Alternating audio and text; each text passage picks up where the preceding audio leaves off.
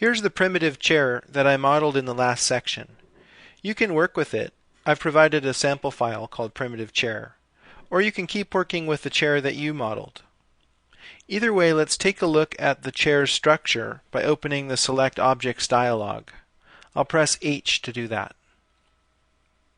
What I'm calling a chair is really a sequence of objects here. And fortunately, I've named them with some kind of meaningful scheme, so that if I need to work on something, I can select it and work on it. And that's all fine and good when you're working on a single piece of furniture.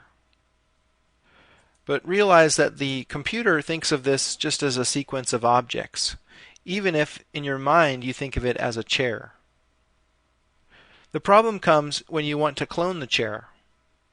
I'll select all of the objects that make up that chair and clone it. I'll instance it and then go back to Select Objects.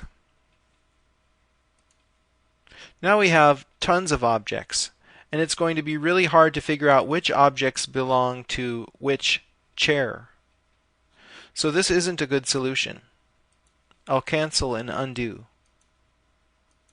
There are a couple of ways of dealing with this situation, and one is called grouping. That's what I'll focus on right now.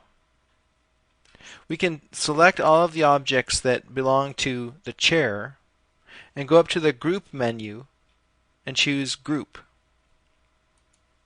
This functions somewhat like a block does in AutoCAD. A group is like a container that the objects go into, and it has a name.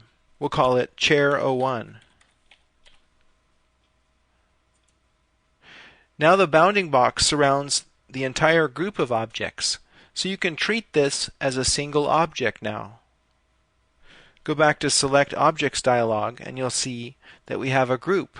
Groups are indicated by square brackets. If we instance that group,